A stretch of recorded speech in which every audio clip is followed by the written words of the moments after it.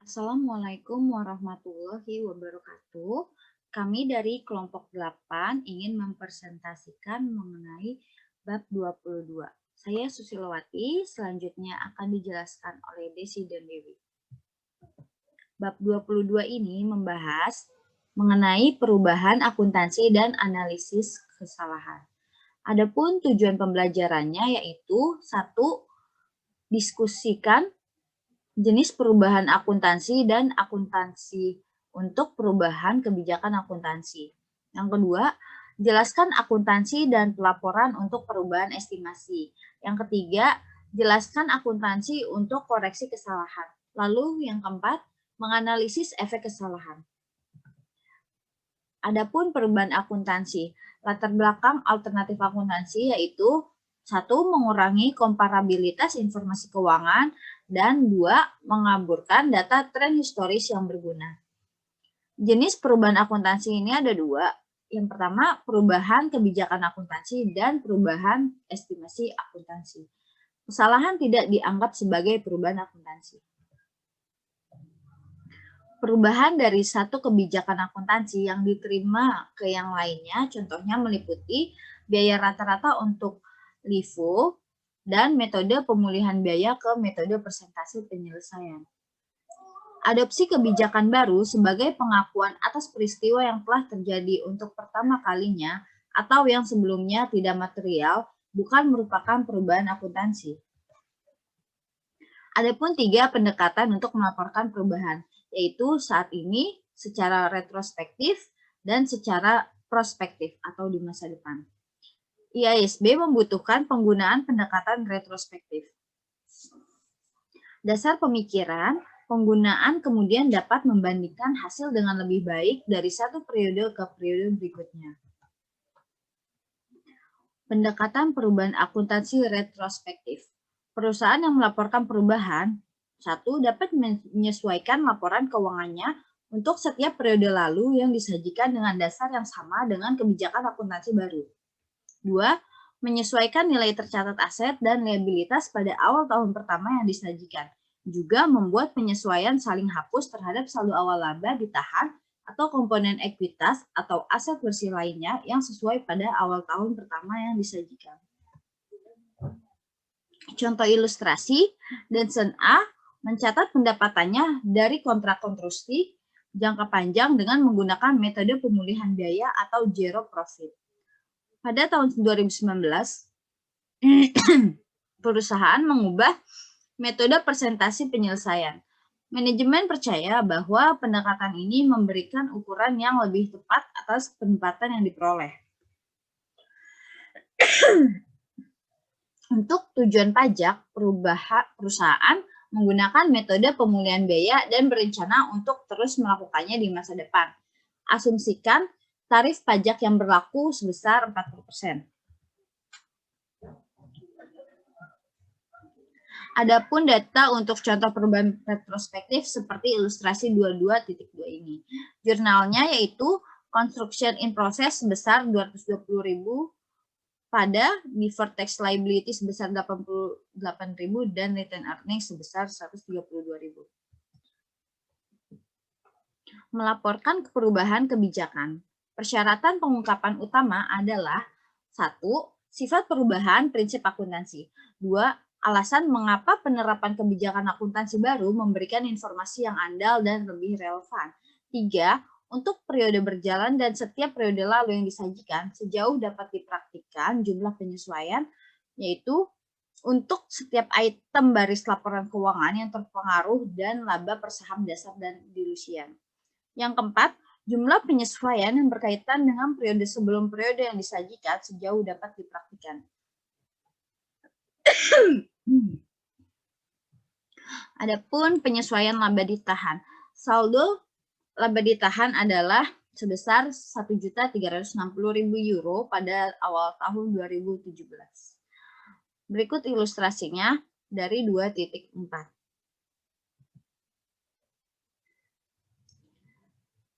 Lalu penyesuaian laba ditahannya seperti yang di bawah ini, before after change-nya. Lalu untuk ilustrasi yang kedua, perusahaan konstruksi Ceruk berubah dari metode pemulihan biaya ke metode persentase. Penyelesaian untuk kontrak konstruksi jangka panjang selama tahun 2019. Untuk tujuan pajak, perusahaan menggunakan metode pemulihan biaya dan akan melanjutkan pendekatan ini di masa depan.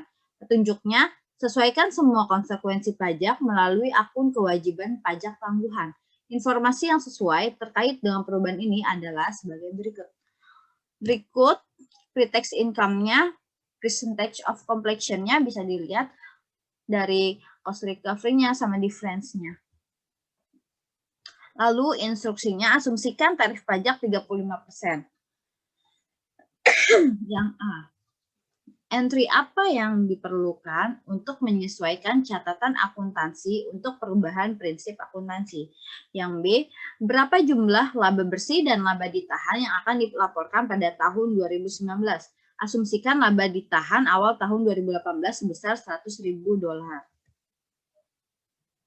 Pendapatan sebelum pajak dari kontrak jangka panjang,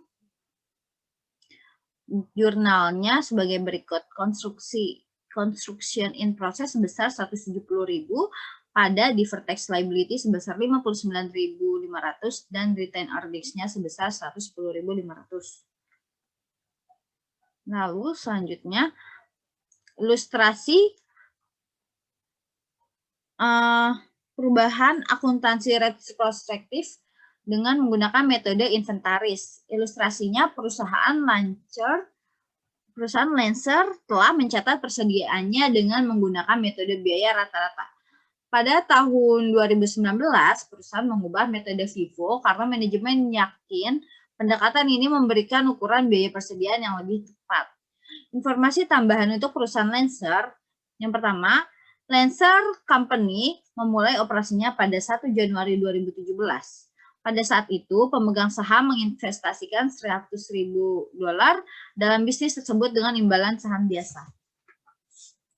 Lalu informasi tambahan untuk perusahaan Lancer ini yaitu seluruh penjualan, pembelian, dan beban usaha periode 2017 sampai 2019 adalah transaksi tunai. Arus kas Lancer Company ini sama periode ini adalah sebagai berikut. Dari sales-nya, cash flow-nya sebesar 110.000, lalu menurun di tahun 2018 sebesar 90.000, turun lagi ke tahun 2019 menjadi $75.000. Yang ketiga, Lancer telah menggunakan metode biaya rata-rata untuk pelaporan keuangan sejak awal. Yang keempat, persediaan yang ditentukan berdasarkan biaya rata-rata dan FIFO untuk periode 2017 sampai 2019 adalah sebagai berikut. Bisa dilihat ya di bawah ini. Yang kelima, harga pokok penjualan di bawah biaya rata-rata dan FIFO untuk periode 2017 sampai 2019 adalah sebagai berikut di bawah ini. Dan yang keenam, laba per saham tidak diperlukan pada laporan laba rugi. Yang ketujuh, semua efek pajak untuk ilustrasi ini harus diabaikan. Mengingat informasi tentang perusahaan Lancer, ini ada ilustrasi dari 22.7. Baik.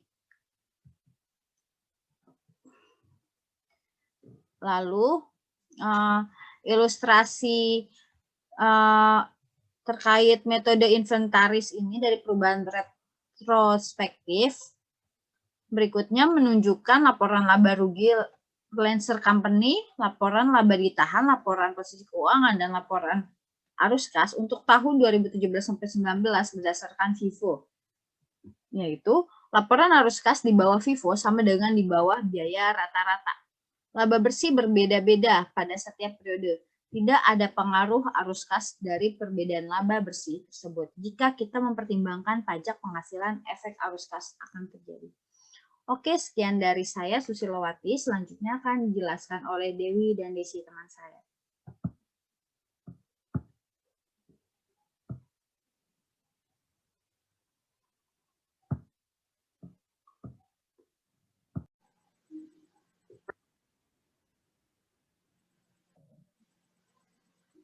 Saya akan melanjutkan presentasi chapter 22 Informasi perusahaan Lancer menggunakan LIFO. Lancer Company Income Statement for the year end 31 Desember. Untuk sales 2017 $300.000, 2018 $300.000, dan 2019 $300.000. Untuk cost of goods sold-nya 78.000, 97.000, dan 111.000. Untuk operating income-nya masing-masing 100.000. Dan untuk net income-nya 2017 122.000, 2018 103.000, dan 2019 89.000. Lancer Company retained earning statement for the year end 31 Desember.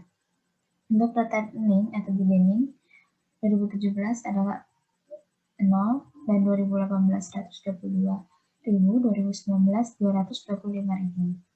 Untuk net income-nya 122.000, 103.000, dan 89.000.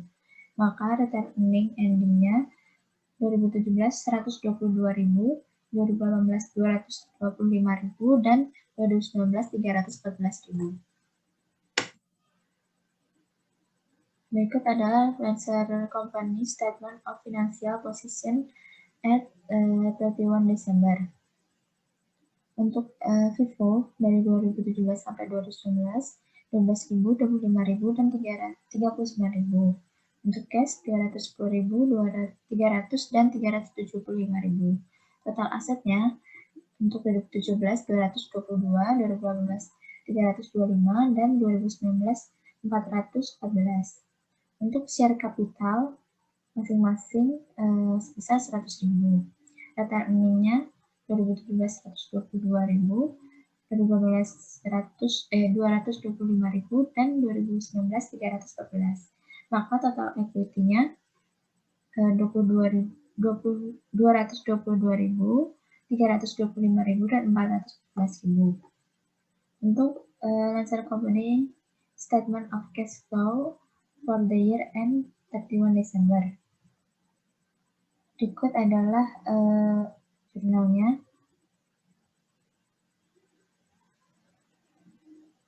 Dan untuk cash end of the year-nya 210.000 di 2017, 2018 300.000, dan 2019 375.000.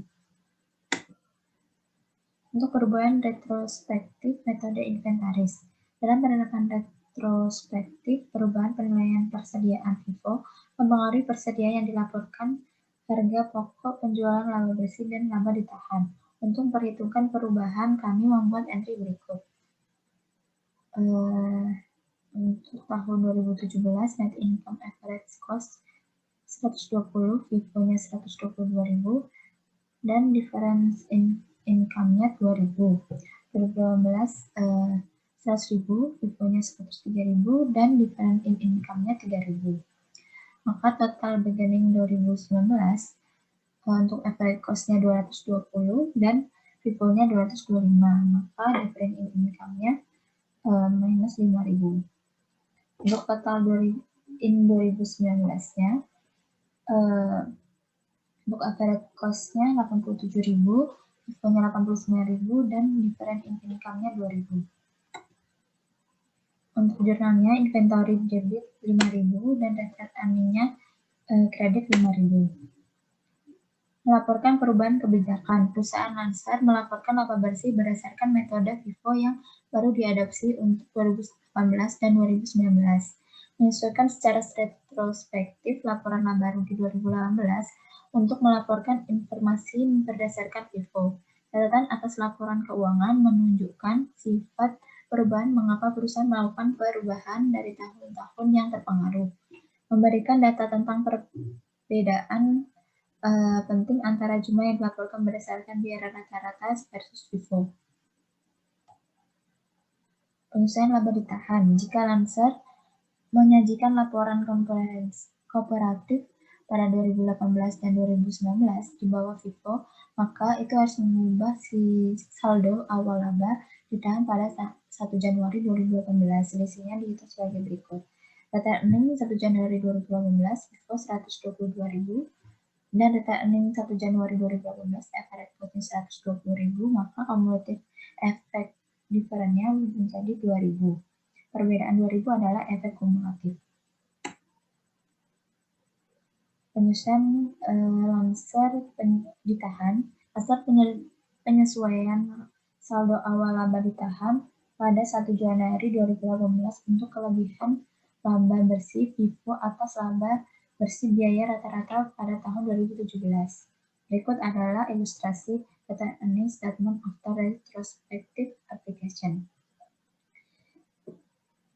Di sini dicatat data earning 1 Januari 2018 120 dan prior year applying retrospective the new method of accounting for inventory 2000, maka data earningnya 1 Januari 2019 225 dan 2018 122. Untuk net income-nya 89.000, 2018-nya 103. Dan data earning 31 Desember 2019 menjadi 314.000 dan 2018-nya 225.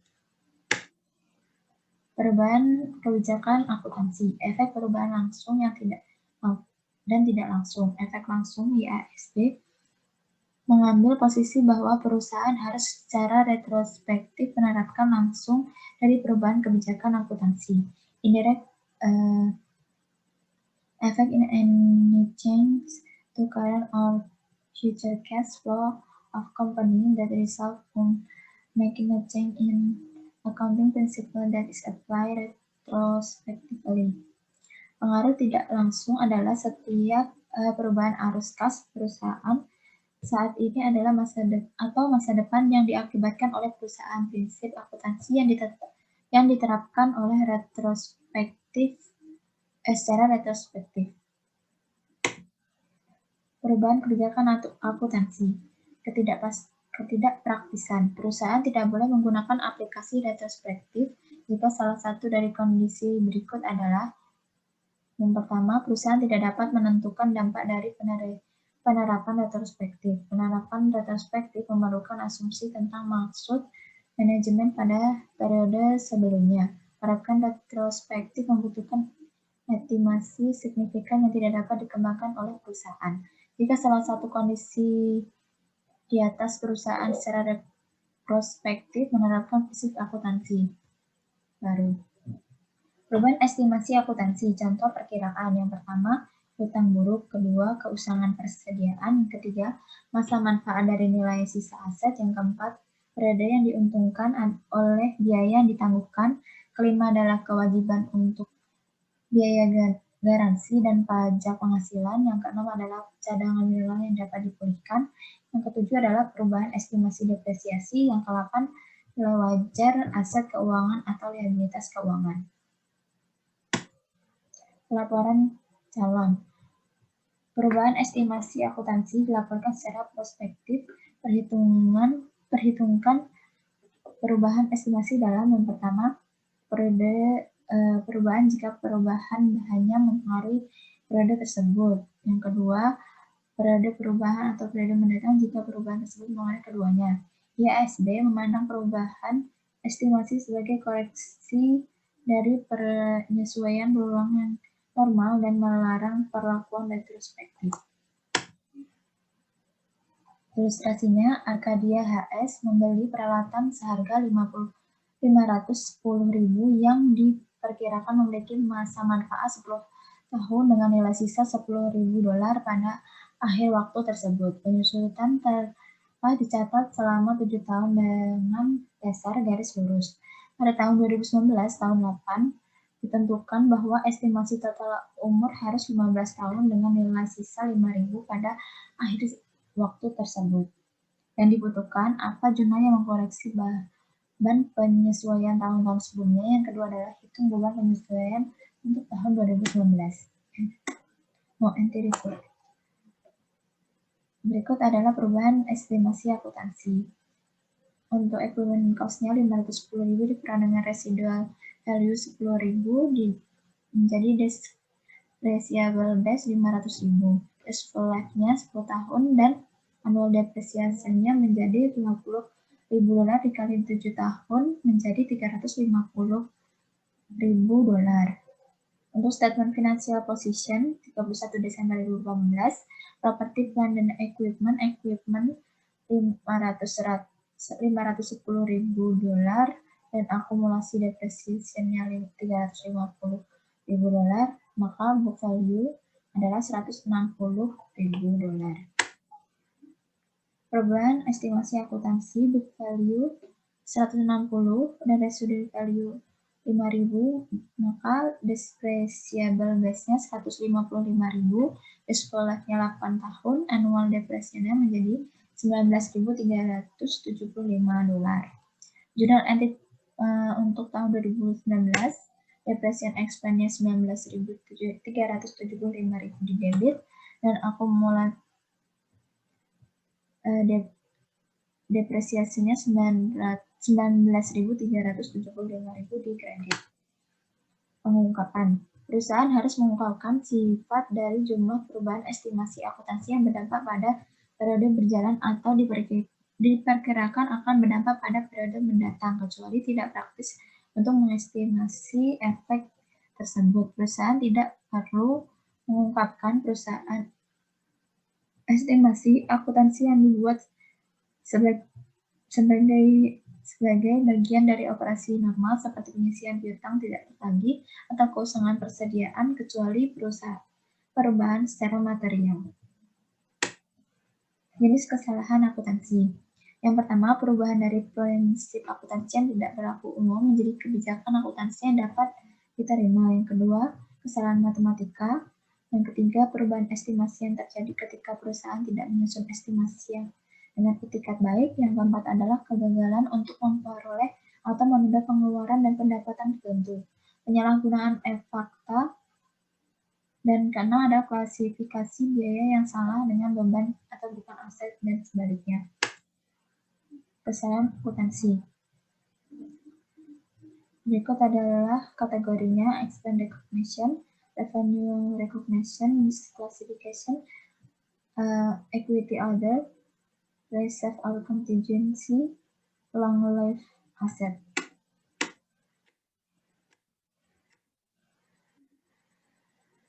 Ada lagi tax, equity order comprehensive income, inventory, equity share option, dan lainnya. Semua kesalahan material harus diperbaiki. Catat koreksi kesalahan dari periode sebelumnya sebagai penyesuaian terhadap saldo awal laba ditahan pada periode 2000 berjalan.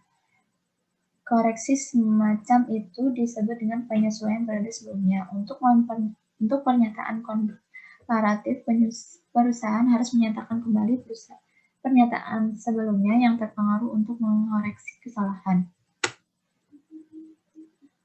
Contoh koreksi kesalahan. Pada tahun 2020, pemegang buku Selectro PLC menemukan kesalahan. Pada tahun 2019, perusahaan gagal mencatat beban penyusutan sebesar €20.000 pada gedung yang baru dibangun. Bangunan ini adalah salah satu aset yang dapat disusutkan dimiliki Selectro. Perusahaan dengan benar memasukkan beban penyusutan dalam pengembalian pajaknya dan melaporkan hutang pajak penghasilannya dengan benar. Laporan laba rugi Selectro pada tahun 2019 tanpa kesalahan. Selectro income statement for the year end 31 Desember 2011. Jurnalnya income before depreciation expense without error 100.000 dan with error 100.000. Depreciation expense untuk without error-nya 20.000 dan with error-nya 0. Income before tax menjadi 80.000 dan with error-nya 100.000. Current-nya untuk debit $32.000 sama dengan with error. Untuk deferred-nya 0 dan untuk with error-nya 8.000, maka without error-nya menjadi 32.000 dan with error-nya 40.000. Net income untuk without error 48.000 dan with error-nya 60.000. Entry apa yang harus dibuat oleh Selektro untuk mencatat beban penyusutan pajak penghasilan. Berikut adalah Selektro Income Statement for the year end 31 Desember 2019, yaitu untuk without error-nya depreciation expense 20.000 di debit, accumulated depreciation building 20.000 di kredit, income tax expense 32.000 di debit, dan income tax payable 32.000 di kredit. Untuk with error-nya no entry made for depreciation, dan untuk income tax expense 40.000 di debit dan deferred tax liability 80.000 di kredit, income tax payable-nya 32.000 di kredit. Kesalahan penghilangan 20.000 pada tahun 2019 menghasilkan efek berikut. Untuk income statement effect, depreciation expense 2019, income tax expense 2019, dan net income 2019. Untuk statement of financial position effect yang accumulated depreciation building dan deferred tax liability. Kita adalah angka-angkanya.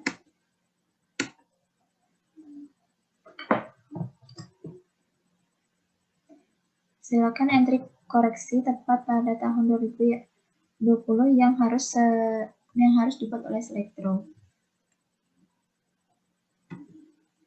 Berikut adalah correcting entry in 2020, data earning-nya $12.000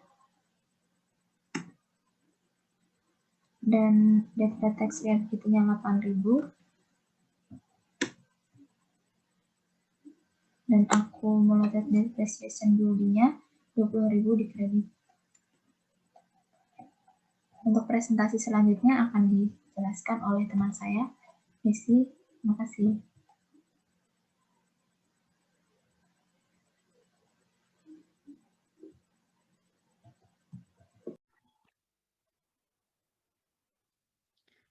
Selanjutnya adalah contoh korelasi kesalahan untuk pernyataan satu periode. Di sini diilustrasikan bahwa Selektro Company memiliki saldo laba ditahan awal pada 1 Januari 2020 sebesar €350.000. Perusahaan melaporkan laba bersih sebesar €400.000 pada tahun 2020. Di sini ada return earning statement di tahun 2020 tanggal 31 Desember. Return earning per 1 Januari dilaporkan $350.000. Correction of an error untuk depresiasi sebesar €20.000 dikurangi dengan applicable income tax reduction 8.000 menghasilkan 12.000. Kemudian mengurangi return earning yang dilaporkan menjadi mendapatkan return earning yang telah disesuaikan sebesar 338.000. Ditambah dengan net income sebesar 400.000 mendapatkan return earning sebesar 31.000. Return earning 31 Desember sebesar 738.000.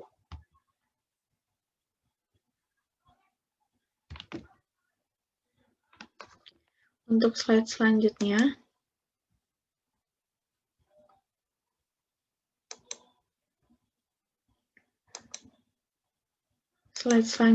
adalah pernyataan perbandingan.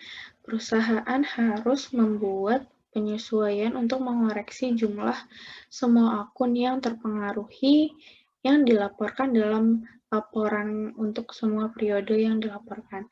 Menyatakan kembali data ke dasar yang benar untuk setiap tahun yang disajikan. Menunjukkan penyesuaian catch-up sebagai penyesuaian periode sebelumnya terhadap laba ditahan untuk periode paling awal yang dilaporkan. Untuk kesalahan akuntansi, di sini ditampilkan statement of return earning untuk balance 1 Januari sebesar 1.050.000, net income sebesar 360.000, dikurangi dengan dividen sebesar 300.000, menghasilkan saldo akhir sebesar 1.110.000.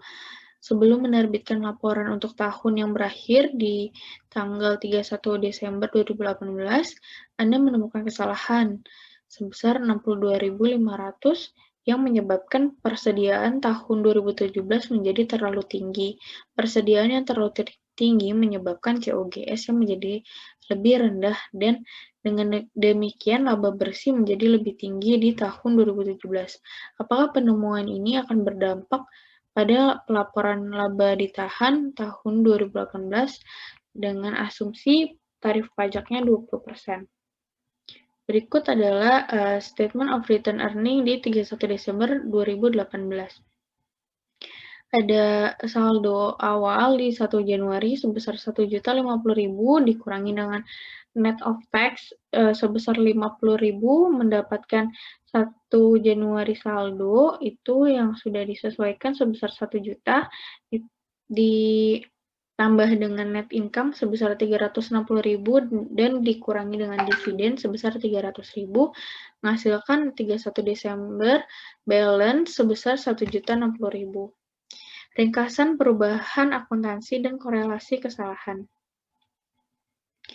Di sini untuk perubahan policy dari accounting adalah employ the retrospective approach by changing the financial statement of all periods presented. Yang B, disclosing in the year of the change the effect on net income and earning per share for all prior periods presented. Yang C, reporting an adjustment to the beginning retained earning balance in the statement of retained earning in the earlier year presented, if impracticable to determine the period effect. Kalau tidak bisa dipraktikkan untuk mendefinisikan efek dari periodenya, langkah-langkahnya adalah sebagai berikut. Tidak boleh mengubah pendapatan dari tahun berjalan. Yang B, menggunakan saldo aset yang terbuka di tahun tersebut dengan metode yang diadop dari berdasarkan saldo tahunnya for all subsequent consumption computation. Lalu yang C, disclose the effect of the change on the current year and the reason for omitting the computation of the cumulative effect and amount for prior years. Untuk perubahan di estimasi accounting, staff itu harus pendekatannya sebagai berikut, dengan melaporkan financial statement untuk saat ini dan juga untuk masa depan dengan basis yang baru dan presenting prior period financial statement as previously reported dan juga making no adjustment to current period opening balance for the effect in prior periods. Kalau changes due to error, employ the restatement approach by correcting all period statement presented, restarting the beginning balance of retained earning for the first period presented when the error effect occur in a period prior for the first period presented. Kemudian untuk melakukan analisis kesalahan, perusahaan harus dapat menjawab 3 pertanyaan ini. Yang pertama, apa jenis kesalahan yang terlibat? Yang kedua, entry apa yang diperlukan untuk memperbaiki kesalahan? Dan yang ketiga adalah setelah ditemukan kesalahan, bagaimana laporan keuangan disajikan kembali? Perusahaan memperlakukan kesalahan sebagai penyesuaian periode sebelumnya dan melaporkan pada tahun berjalan sebagai penyesuaian saldo awal laba ditahan. Kesalahan laporan posisi keuangan hanya mempengaruhi penyajian akun aset, kewajiban, dan ekuitas. Kesalahan tahun berjalan mengklasifikasi ulang item ke posisi yang tepat. Kesalahan tahun sebelumnya menyatakan kembali laporan posisi keuangan tahun sebelumnya untuk tahun perbandingan. Untuk klasifikasi pendapatan atau beban yang tidak tepat, kesalahan tahun berjalan mengklasifikasikan ulang item ke posisi yang tepat. Kesalahan tahun sebelumnya menyatakan kembali laporan laba rugi tahun sebelumnya untuk tujuan perbandingan.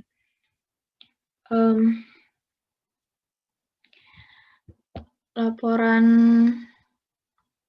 posisi keuangan dan laporan laba rugi kesalahan.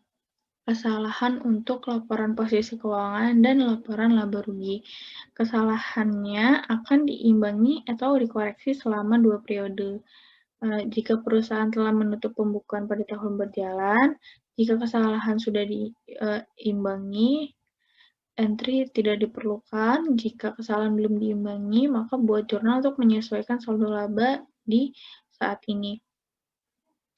Untuk tujuan perbandingan, penyajian kembali diperlukan bahkan jika entry jurnal koreksi tidak diperlukan.